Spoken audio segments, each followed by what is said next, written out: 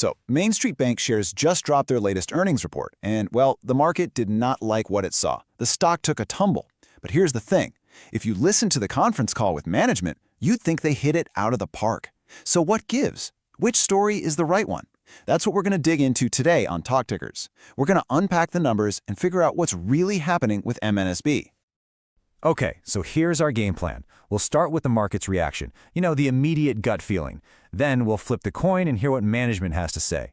After that, we'll zoom out and see how this all fits into the bigger picture for regional banks, and finally, we'll wrap it all up with our take on what comes next. All right, first up, the market's verdict. Let's talk about that immediate reaction to the numbers. The report came out on January 26th, and, traders, they definitely had an opinion, and they showed it right away. And yeah, the stock got hammered. It closed the day down over 3%. That's a pretty loud and clear message from investors, right? They took one look at the main numbers and basically said, nope, not buying the story you're selling about the future. So, why the big drop? Well, it's actually pretty straightforward. The company missed on both counts, top and bottom line. Earnings per share came in at 46 cents when the street was expecting 49. And revenue? It missed by over $1.5 million.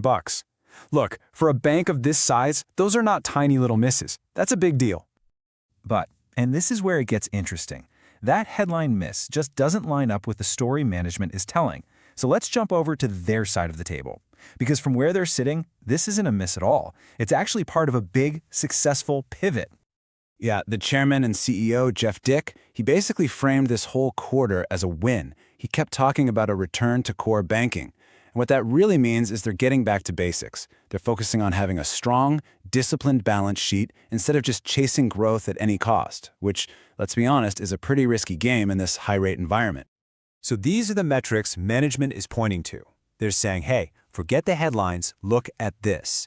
Their net interest margin, or NIM, that's basically the bank's core profitability on its loans. It actually went up year over year. Net interest income, up 11%. And on top of that, they were buying back their own shares and still growing their loan portfolio. So management's argument is, these are the numbers that show how healthy we really are. And their game plan for the future? It's pretty much textbook community banking. They're not swinging for the fences. The plan is all about slow and steady loan growth, finding cheaper ways to fund themselves, expanding without building a ton of expensive new branches, and then buying back their stock when it looks cheap. It's a simple, no-frills, disciplined strategy. Okay, so here's the thing. This whole disciplined strategy sounds great, but we have to put it in context. We need to understand how it plays out in what is, frankly, a brutal environment for all regional banks. Because no bank is an island, right? I mean, the whole sector is walking a tightrope right now. You've got intense competition for deposits, which is just jacking up costs for everyone.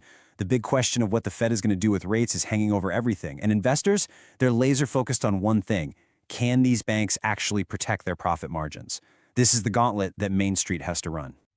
But check this out, because this is a really important piece of the puzzle. Even with all those headwinds, and even with that drop on earnings day, MNSB has actually crushed its peers over the past year. It's up almost 20%, while the main regional bank ETF is up less than 10%. So what does that tell you? It tells you the market was giving them credit for this whole pivot, at least up until this report. All right, so let's bring it all home for our final call. You've got two completely different stories here. The market screaming sell after the report, and management saying everything is going according to plan. How on earth do you make a decision with that kind of setup? And that's really the question you have to ask yourself, isn't it? What do you believe? Do you believe the market's immediate, knee-jerk reaction to a couple of missed numbers? Or do you believe management's story about the positive changes happening under the hood? Let's break down the bull versus bear case. The bulls are going to tell you to look at that climbing profit margin, the smart back-to-basics pivot, and the fact they're buying back stock for less than it's worth. The bears? They're just going to keep pointing to the big red arrows on the EPS and revenue misses, the stormy weather for the whole banking sector, and, hey, let's not forget this is a smaller stock that can be hard to trade. For us, the tiebreaker is going to come down to two key things we need to watch next quarter. Number one, can they actually grow loans by that 3 to 4% target without killing their profit margins to do it?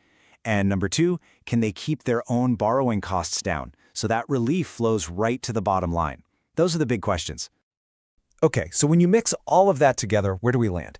We're initiating our coverage with a market perform rating. Look, the turnaround story they're telling is really compelling. It really is. But it's bumping up against some serious execution risk and those huge sector-wide headwinds. We just need to see them prove it first. We need to see them hit those checkpoints before we can get any more bullish. All right, now for our trade idea. The whole thesis here is pretty simple. It's all about the valuation. The stock is trading at a discount, around 80 cents on the dollar for its tangible assets. That's kind of like a built-in safety net, especially since we know management is in there buying back shares. So, for an investor who has patience and can stomach some risk, the idea could be to slowly build a small position if the stock gets any weaker, using that book value as your benchmark. Now, what's the big risk? It's that the whole regional banking sector could take a nosedive, and if that happens, it won't matter how well MainStreet is doing. It's probably going down with the ship. And, of course, a final reminder, this is not financial advice.